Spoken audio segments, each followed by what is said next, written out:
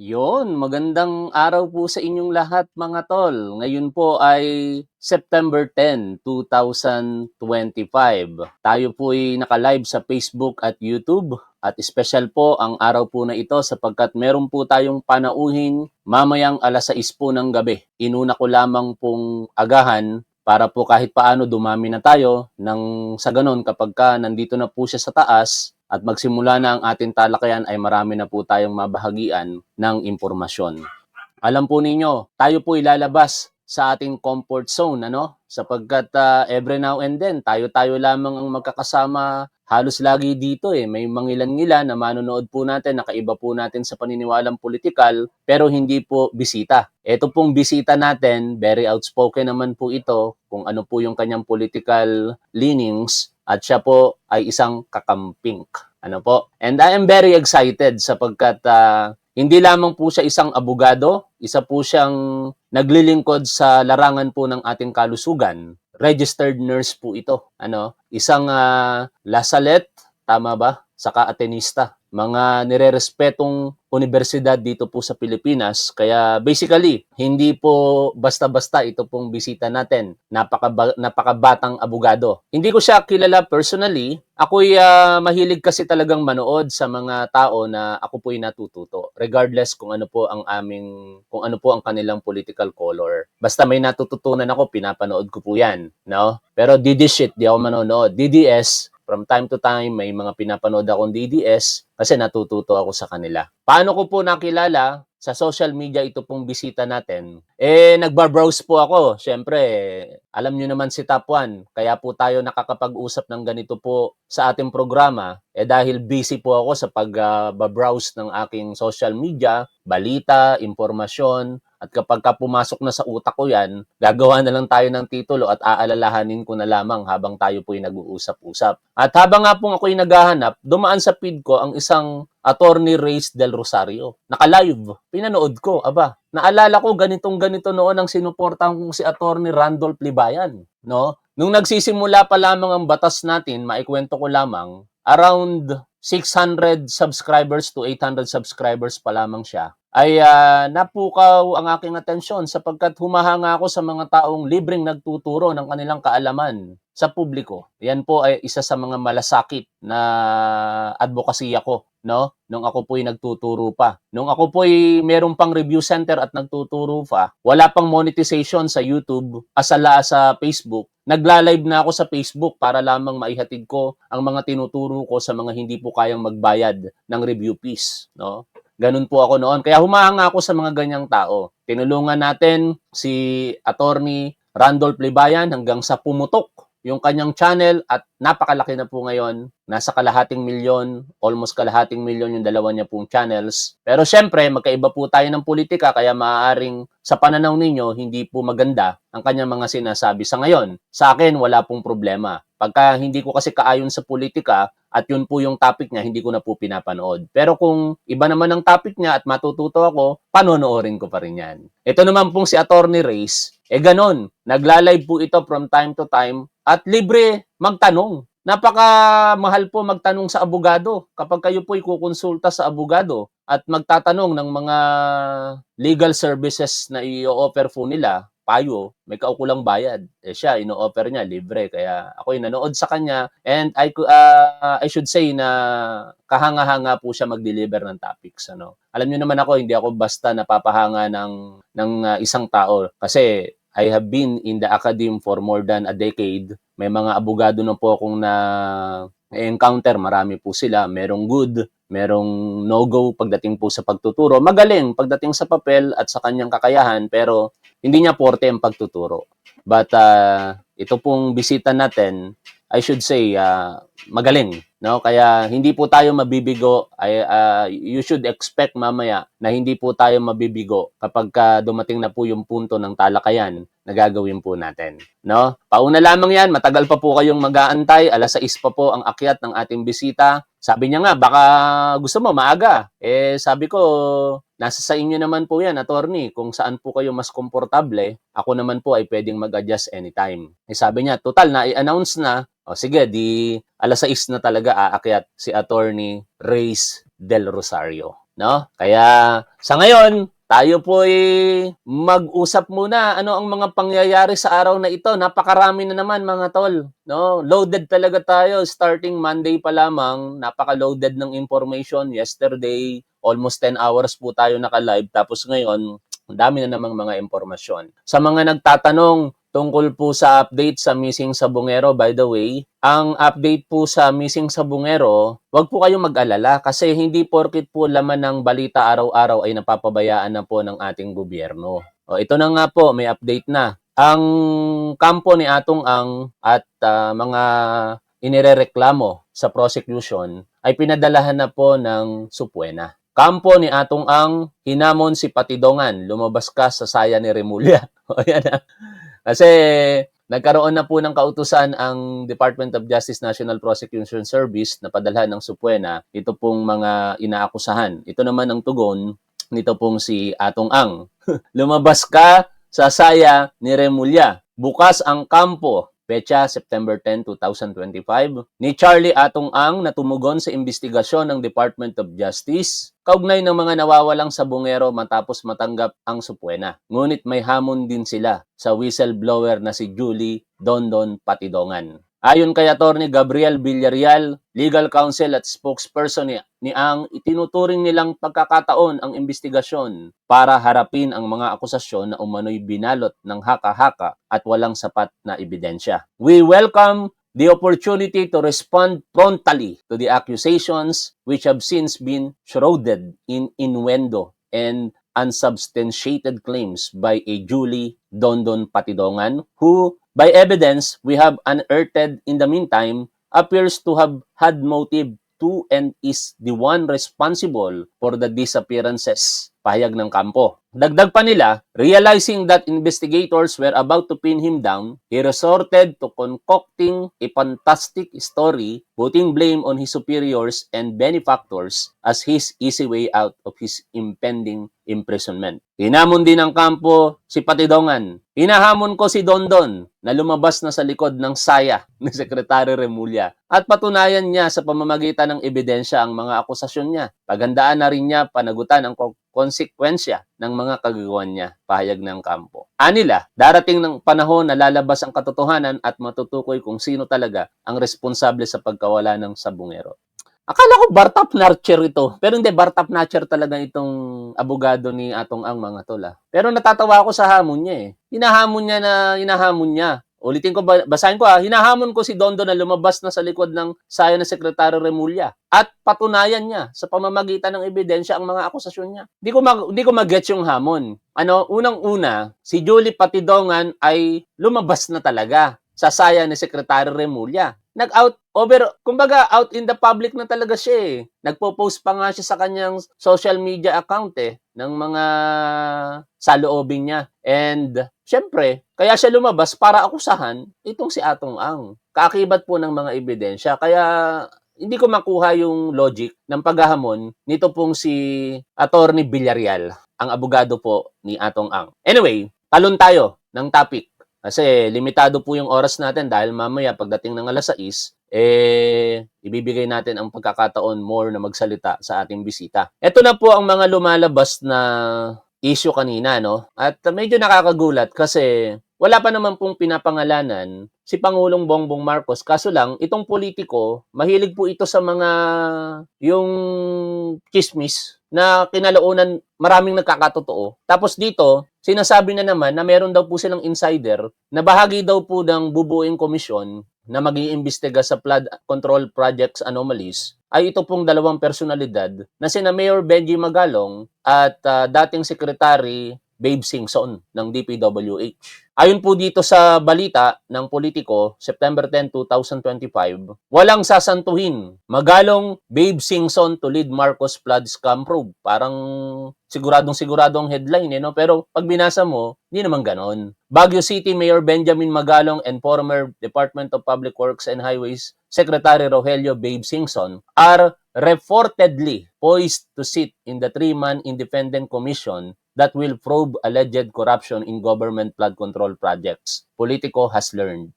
Sa ngayon, wala pa pong pahayag dito ang ating Pangulo, pero nangako po siya na within 48 hours, I believe, 24 hours na lamang po ang natitira, baka bukas po i-announce na yan ng ating Pangulong Bongbong Marcos kung sino po ang bubuo dito po sa Independent Commission. Pero malinaw po ang sinabi ng ating Pangulong Bongbong Marcos na walang politiko dapat dito. Politiko po itong si Mayor Benji Magalong. In fact, yung kanyang credibility is partially tainted. Kasi may mga nire-raise po sa kanyang issue na parang tahimik po siya. Like for example, ito pong sinasabi ni former Senator Antonio Trillanes, Magalong, bakit tahimik sa 36 billion pesos rock netting scam? Kinuwestiyon ni dating Senador Antonio Trillanes Deport ang pananahimik umano ni Baguio City Mayor Benji Magalong kaugnay ng issue sa 36 billion pesos rock netting scam sa Baguio at Benguet. Ayon kay Trillanes, noong 2022 pa raw sinabi ni Magalong sa kanya kung sino ang mga sangkot, ngunit hanggang ngayon ay wala pa rin itong inilalabas na impormasyon sa publiko. Noong 2022, sinabi ni Mayor Benji Magalong sa akin kung sino ang mga nasa likod ng 36 billion rock netting scam sa Baguio and Benguet, ani Trillanes sa post sa kanyang X account nitong September 10. Ang tanong, bakit hindi niya ito nilalabas hanggang ngayon? Takot ba siya o dahil kaalyado niya ang mga Duterte? Wala pang pahayag po dito si Mayor Magalong. By the way, yung issue po na yan ng pag-a-appoint di umano kay Mayor Benji Magalong sa Independent Commission na pinapalabas po ng politico.com.ph ay mukhang, I don't know kung magkakatotoo yan kasi mismong si Mayor Magalong din naman po ang nagsabi dito po sa kanyang naging press conference kanina na wala dapat politiko sa Independent Commission na itatatag. Panoorin po natin itong shared post ni Sir Benji Contreras. Palagay niya, from her personal perspective, sabi niya kung pwede sa commission dapat walang politiko. Nakataon naman na politiko ako, so kumbaga parang wala na ako sa qualification. So I would accept that. Importante naman yung mga binabanggit ng mga pangalan that we propose, yung mga lumalabas tulad si Justice Maria Dimaggio, si Secretary Bill Singson, si Secretary King, Jesus. Well, these are reputable people. It will give credibility to the investigation. Yes, sir. Actually, kayo po ni former DPW. Diba, mga tol? Kaya ako sa totoo lang, ayoko personally kay Mayor Magalong considering na hindi nga po siya, kumbaga, hindi 100% yung kanyang kredibilidad pagdating po sa pag-iimbestiga nito. Kasi parang ang daming mga nag-i-issue sa kanya Mga kakamping, mga dilaw, even tayo po na mga sumusuporta sa ating Pangulo, ang issue is bakit hindi niya magawang birahin ang nakaraang administrasyon sa kabila po ng samot-saring anomalya, korupsyon na nangyari po dito, no? And ano yung napakinggan kong dahilan? Hindi ko personal na napakinggan kay Mayor Benji Magalong pero napakinggan ko kay Richard Haydarian, isang kakamping, na inamin nitong si Mayor Magalong na malaki ang utang na loob niya sa Duterte administration. Kaya marahil, yun talaga yung nagiging dahilan kung bakit hindi niya magawa. At kung gano'n ang posisyon ng isang tao, di ba? Wala kang integridad na mamuno o makasama kapag meron ka pong iiwasan dahil po sa pagtanaw ng utang na loob. Kaya dapat ang bubuo po ng komposisyon ng Independent Commission po na ito ay hindi po politiko. Higit sa lahat, dapat untainted po ang integridad at kredibilidad. Tapos meron pa siyang lately na pahayag. Ito po, no? Parang naging bias kagad siya. Both houses na i-issuehan po ng alegasyon. Senado mas credible sa flood control probe kaysa Kamara. Parang pinapaboran niya ang Senado. Tapos husgado judge na kagad ito pong House of Representatives. Na kung ikaw independent commission ka, dapat iniiwasan ng mga ganitong salita. Ano? At kaugnay po ng sinasabi niyo mas credible daw ang Senado pagdating po sa pag-iimbestiga, ay kanina nagkaroon po ng mainit na pagtatalo dito po sa Senado tungkol po sa kustodiya. Nito pong si Bryce Hernandez, ang assistant engineer na dumalo din po dito sa Senado noong unang pagdinig ng Blue Ribbon Committee o ikalawa yatang pagdinig yon kung hindi ako nagkakamali. Basta last Monday. At siya rin mismo yung pinangalanan ni Senator Jinggoy Estrada na pumapasok sa casino at gumagamit ng alias. At doon, di niya naman sinabihan na may mga sangkot na senador. Pero siyempre, sino naman ang magsasabi na sangkot ang mga senador kung harap-harapan nandun ka sa teritoryo nila? No? Kaya ang nangyari, the following day, ito naman ay naging resource person sa House of Representatives at doon nga po, pinangalanan niya. Ito pong si Senator Joel Villanueva at saka si Senator Jinggoy Estrada na naglapag, to be exact, na naglapag daw po ng 300 million plus itong si Senator Jinggoy Estrada at 600 million pesos na budget para daw po sa flood control projects ng district diyan po sa Bulacan. Agad po itong umani ng samot-saring reaksyon sa publiko at hindi natin maiiwasan po iyon, Senator Jinggoy Estrada. Kaya kahit sabihin po ninyo na wag pong balikan ng nakaraan ninyo, mababalikan po talaga ng ordinaryong Pilipino. Yan po ang buhay no? Kung ano po yung ginawa natin sa nakalipas na panahon, lagi po yung maaalala ng kapwa po natin. At sa puntong ito, inaalala po iyon. No? Ngayon, pinagtatanggol niyo po ang inyong sarili to the extent na kayo po ay naghamon ng lie detection test dito po kay Bryce Hernandez yesterday sa inyong press conference. At kanina, tumindig po kayo diyan po sa sesyon na nangyayari pa rin hanggang sa kasalukuyan, pero ito pong papanoorin natin, replay na, delayed na, ay pinaninindigan ninyo na quote-unquote, gago. Ito pong si Bryce Hernandez at isang napakasinungaling na tao. At pagkatapos ng kanyang privilege speech, doon na ngayon nagkaroon ng pagtatalo sa kustodiya ng binabanggit po nating individual. Kasi ito po ay nasa PNP Custodial Facility sa Camp Crame, kaugnay po ng request ng ating Speaker Martin Romualdez dahil nga po daw sa banta sa buhay, natatakot ito pong si Bryce Hernandez na mabalik sa Senado. Pinagdebatehan po nila yan hanggang sa nag-suspend sila ng sesyon at napagkasunduan during caucus na ito na ngayon. Inuutusan ng Senado ang Sergeant at Arms po nito na i-transfer mula po sa PNP Custodial Facility to Pasay City Jail si Bryce Hernandez. At partikular ang request nito pong si Senator Jinggoy Estrada na dapat walang sinumang pwedeng dumalaw maliban po sa kung ano ang inaalaw ng rules and regulation. Ngayon, balikan po natin habang inaantay po natin ang alas 6 ng gabi sa pagdating po ng ating bisita, balikan po natin ang madamdamin na talumpati, mariin na pagtanggi at galit na pahayag nito pong si Senator Jinggoy Estrada. Gago! Siya po nagsabi nun inuulit ko lamang, si Bryce Hernandez daw. Pakinggan po natin ito mga tol. Mr. President, my distinguished colleagues, I rise today on a matter of personal and collective privilege. Yesterday, in the aftermath of the Senate Blue Ribbon hearing we held last Monday, my name was viciously, maliciously, and intentionally dragged and attacked at the Tri-Committee hearing of the House of Representatives. My attacker was no less than the person who I moved to be cited in contempt for shamelessly and repeatedly lying under oath about his role in the anomalous and ghost flood control projects in the 1st Engineering District of the province of Bulacan, where he served as Assistant District Engineer and later as OIC District Engineer until he was recently sacked. Mr. President, at the Blue Ribbon Committee hearing, all this person did was to play innocent, feign ignorance, and to try to convince us that he was simply following orders and instructions from his boss. From receiving $1 billion of cash, talking to pseudo-contractors,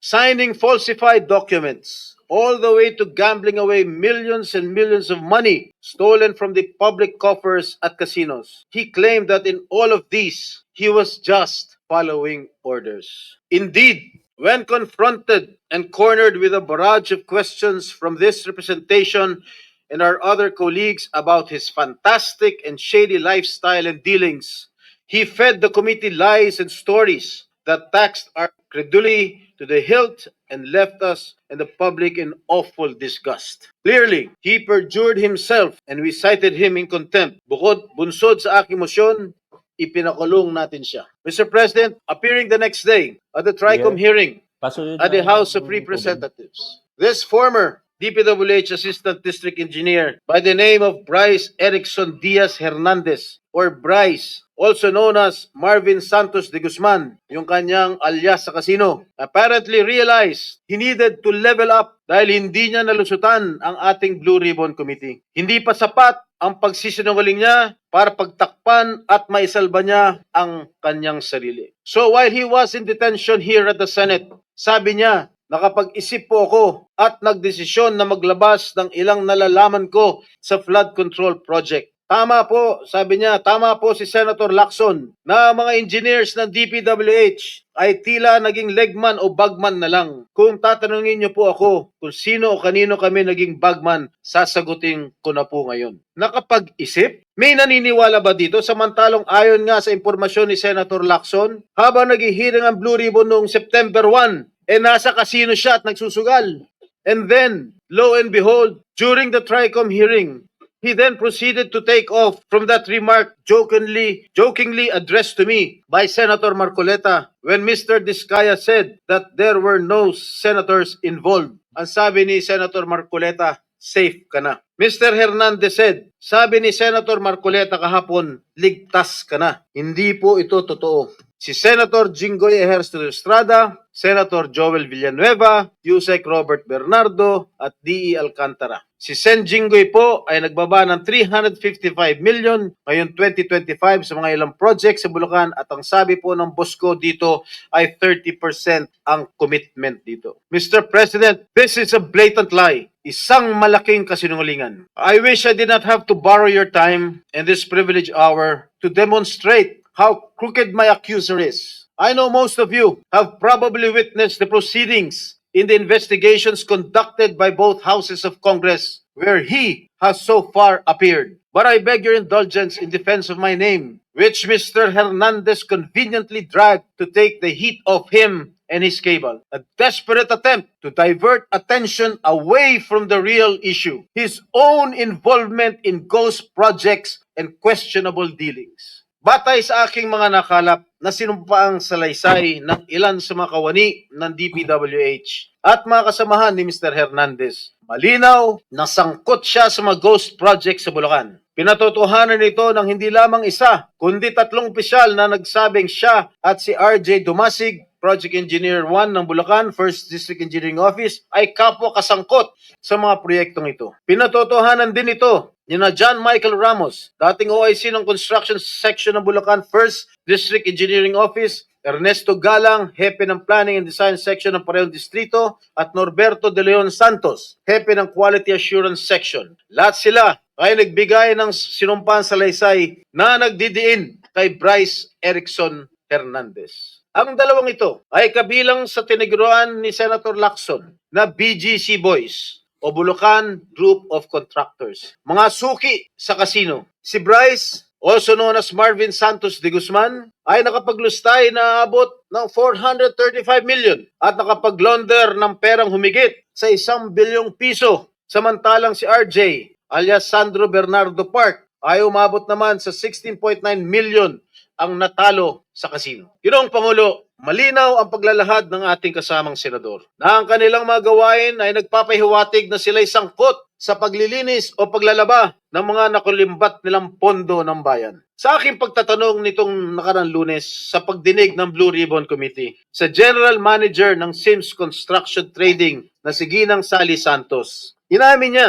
na naghatid siya ng kabuuang 1 bilyong piso mula taong 2022 hanggang taong 2025 sa DPWH at iniabot yon kay Mr. Bryce Hernandez. Ayon pa kay Ginang Santos, ang halaga ng pera na kanyang dinadala na minsan ay nakalagay sa mga kahon ng noodles ay depende sa proyekto at minsan ay umabot ng 245 million pesos sa isang hatid.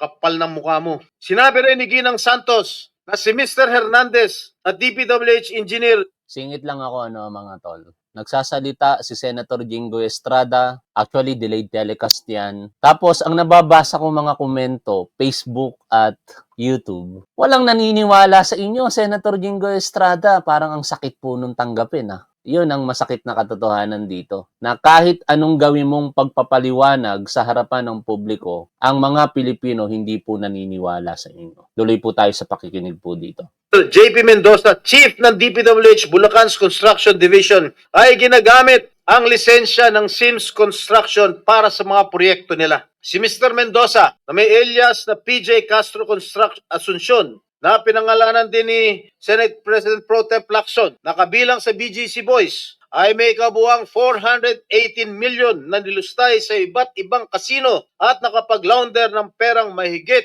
280 million pesos. Pareha silang makapalang muka. Bakit ko ba sinabi yon? Kasi nabasa ko dito sa ating manonood Senator Jinggoy Sabi dito ng isang manonood natin, ikaw ang makapalang muka. Ipakita ko sa inyo Sabi ni Rodel Bravo ikaw ang makapalang muka, Jinggoy. Kaya tuloy na sabi ko, parehas kayong makapalang muka.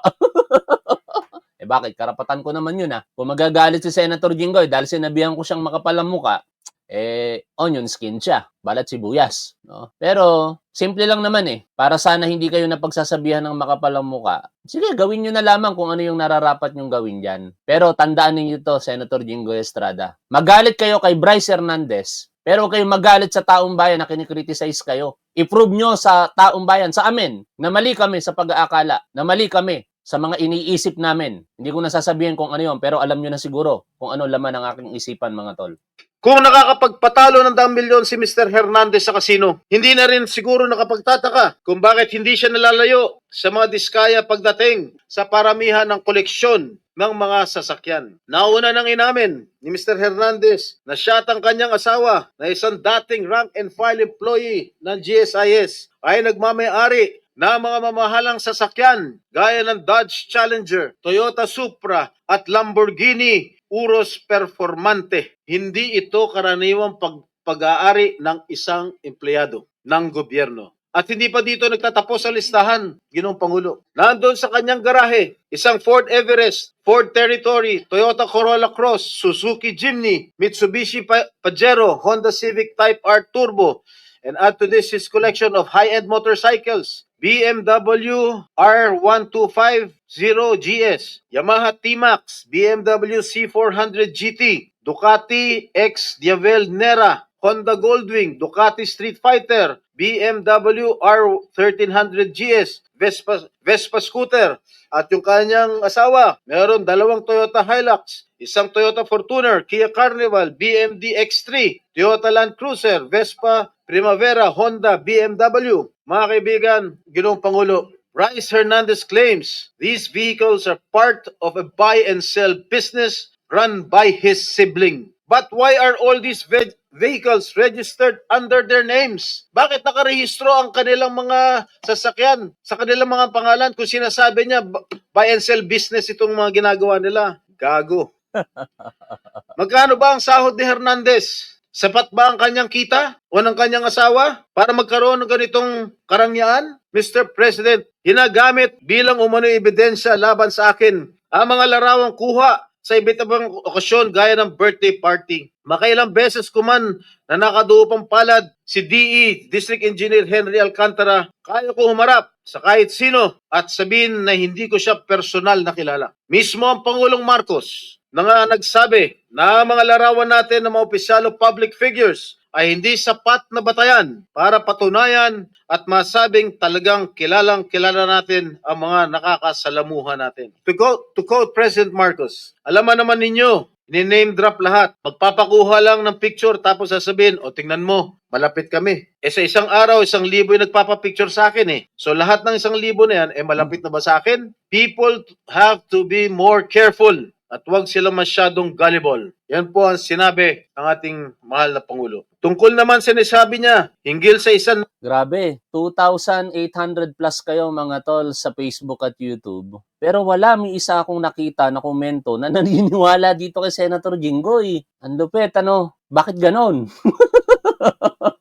Nagngangalang Beng Ramos na nagpakilala daw ng miyembro ng aking staff sa Senado. Malinaw na ipinakita niyang text exchanges sa kanyang cellphone na nangyari ang kanilang pag-uusap tungkol umano sa isang pagdideliver ng pera noong December 22, 2022. Mr. President, 6 na buwan pa lang ako mula nung mahalal muli sa Senado. Wala akong kinalaman or anuman partisipasyon sa budget deliberations para sa 2022 budget. Mag-iimbento ka lang, sablay pa. Mr. President, there is no one among my staff named Beng Ramos. Wala akong staff o consultant na Beng Ramos. No such person has ever been employed, much less authorized to use my name or act on my behalf. Mr. President, Idagdag natin, si Beng Ramos, tinanong yan yesterday sa press conference sa kanya. Hindi niya raw kilala, pero humabol siya. Girlfriend ng staff niya. For the record lang yun mga tol. Dapat maging malinaw sa atin yun. Girlfriend ng staff niya yun. Anyway, wala tayong mali siya sa pagsasabi nun. let me just share that even before the resumption of the third hearing of the Blue Ribbon Committee last Monday, I already received warnings from various quarters. I was told that if I continue to actively participate in the investigation on ghost flood control projects, I will become an easy target. An easy target, they say, because of accusations hurled against me in the past relating to the PDAF issue. Mr. President, I told these people, warning me, and as I have stated at the start of the Senate investigation into these public works anomalies, hinarap ko po sa hukuman lahat ng kasong inihain laban sa akin. Hindi lang ako sumuko ng kusa nung ako'y pinaratangan at ikinulong. Ako po'y nakipaglaban ng patas sa proseso ng batas at hustisya at naghintay ng matagal na panahon sa pagdating ng hatol sa mga kasong ito. Hindi po ako nawala, hindi po ako nagtago, hindi po ako tumakas o nagbintang ng mga taong walang kinalaman sa mga akusasyon laban sa akin. At great cost to my family, my freedom, and my political career, I have acquitted myself of the grave charge of plunder before the bar of justice and the legal system we are all sworn to uphold. Should that sad and dark chapter of my life be a reason for me now to do nothing, say nothing, and just keep quiet when my job as an elected senator of this country calls on me to take a stand and expose these people? No, Mr. President, I cannot and will not shirk from my sworn duty to ferret out the truth. I will not be silenced when I know I can contribute something to the task at hand. I will continue to do my best to be worthy of the support that I was generously given by the people who elected me back to this Senate. Tama nga nagbigay ng babala sa akin. I am an easy target. Kaya isang araw pagkatapos ko sabihin na dapat i-contempt ang sinungaling na si Bryce Hernandez, tumakbo siya sa sa mababang kupulungan para ilako ang isang kwento. Pakinggan natin mga tol. Saka nag-aantay pa rin tayo ng ating bisita alas 6 ng hapon. Huwag tayong manatili sa comfort zone natin, I suggest. Huwag tayong yung gusto lang natin, yung maririnig po natin. Kasi pagka ganyan po yung ating paniniwala, kinalaunan tayo po ang matatalo. No, pakinggan natin ang lahat ng sides. Ito, sinasabi ni Senator Jingo Estrada yung side niya. Kung ayaw niyo pong paniwalaan, wag niyo pong paniwalaan. Ganun lang naman po kasimple yun eh. No? Pero sa punto na sinasabi niya na wala daw makakapigil sa kanya sapagkat ito'y kanyang trabaho, kahit ang kanyang nakaraan ay hindi maganda, nalusutan niya naman daw yon. Pero kung ako ang tatanungin ninyo mga tol, mamarapatin kong mag-inhibit dito. O kung ako senador, tapos may nakaraan ako na kinu-question, mag-i-inhibit talaga ako dyan. Not because guilty ako. Para lamang patunayan na meron akong integridad. Di ba? Na, sige, hahayaan ko sa inyo ang pagtatanong. Kasi pag ako ang nagtanong dyan, lalabas na parang kaplastikan para sa akin. Kaya hindi mo masisisi, Senator Jingo Estrada, yung napanood ko sa TikTok. Ano yung sinasabi sa TikTok? Sabi nung meme sa TikTok, I do not know kung AI-generated video yon, pero sinasabi doon, ito ang dahilan kung bakit kailangan mo nang umalis sa Pilipinas. Kapag ka ang magnanakaw ay iniimbestigahan ang kapwa magnanakaw, napanood ko sa TikTok yon, Senator Jingoy Estrada. Hindi po nanggaling sa akin yon. Anyway, tuloy po tayo sa pakikinig po sa kanya. In 11 minutes, darating po ang ating bisita, si Attorney Reyes Del Rosario, isang kakamping. At tulad po ng sinabi ko, labas tayo ng comfort zone natin, pakinggan po natin ang kaiba po natin sa paniniwalang politikal. Nasa tingin niya ay madaling paniwalaan. Hindi lang yun. Paulit-ulit niyang sinasabi ang akala niya safe siya. Walang galang na. halatang galing pa sa isang script na binabasa. Marami sa akin ang nagsasabi, huwag kong patulan ang isang tao na sa sobrang kapal na muka nakuha pang magkasino habang iniimbestigahan ang mga krimen niya dito sa Senado. Mr. President, kung nakuha kong humarap sa kaso at tanggapin ang kaparusahan ng isang krimen kung saan ako'y napawalang sala, lalong kayang-kaya kong harapin ang isang Bryce Hernandez na larantarang sinungaling at magnanakaw. Ang sabi nga ni Senator Marcoleta, safe ka na. With due respect to our colleague, hindi po, Senator Marcoleta. Hindi ikaw, hindi ako, at lalong hindi safe ang taong bayan. Hanggang may mga Bryce Hernandez na engineer ng kasinungalingan at pandarambong ay hindi tayo safe. Hanggang may mga ghost projects sa DPWH at iba pang ahensya ng gobyerno, hindi safe ang pera ng bawat Pilipino na nagbabayad ng buwis. Isipin na lang ninyo, takot na takot ang mga kababayan natin basta BAR na ang kaharap habang may mga walang konsensyang tao na isinusugal lamang sa kasino ang pera ng pinaghirapan at binuno nilang ibayad. Hanggang may mga tao na nagbabayad, nananakot at ngayon ay pilit na nililis ang kwento ay hindi tayo safe. Mr. President, Gusto kong maniwala pero parang ang hirap eh. Ang hirap talaga. my dear colleagues, if my opponents think that they can weaponize me, that they can weaponize my past to stop me from investigating, nagkakamali sila. If my critics think that funding a social media campaign against me will prevent me from going after liars, thieves, and crooks, hindi nila ako kilala. I have been bashed and now targeted for the way I go after lying witnesses. Totoo, brusko ako magtanong at minsan ay naninigaw pa. But I make no apologies. Subukan ninyong humarap sa mga taong sinungaling at mayabang pa. Mga witness na halatang halata na niloloko ka. Mga opisyal na gobyerno na nagmamalinis at nagtuturuan. Tingnan natin kung hindi kayo magalit. Mr. President, my brother, Senator J.V. Ejercito, is known as the good one. Okay lang po yan, dahil kapatid ko naman siya. But let me be known as the other Strada who went after Tawa si Senator J.B. Ejercito. The good one and the bad one. the bad ones. I will expose and relentlessly pursue the bad ones regardless of the risk, and notwithstanding the cost. Hindi ako natatakot at lalong hindi ko papayagan na gamitin ng masasamang tao ang nakaraan ko para lamang patahimikin ako. I have been jailed, I have been vilified, crucified, and publicly humiliated. But I will never allow the likes of Bryce Fernandez to turn the tables on me. Kayo ang nasasakdal sa mata ng taong bayan, hindi ako. Pero di kami naniniwala na natatapos sa kanila, Senator Jinggoy. Kung hindi ikaw, merong politiko na nakikinabang. Hindi naman pwedeng magkaroon ng pondo itong mga district engineer na ito na hindi nilalagakan ng pondo ng mga politiko. Ang tanong, sino sila? Mr. President, I vow never to let the masterminds and engineers of this massive defrauding of the Filipino people to silence me. Hindi pa ako tapos at lalong hindi ko kayo uurungan. Ginoong Pangulo, maraming salamat po at mabuhay po kayo lahat.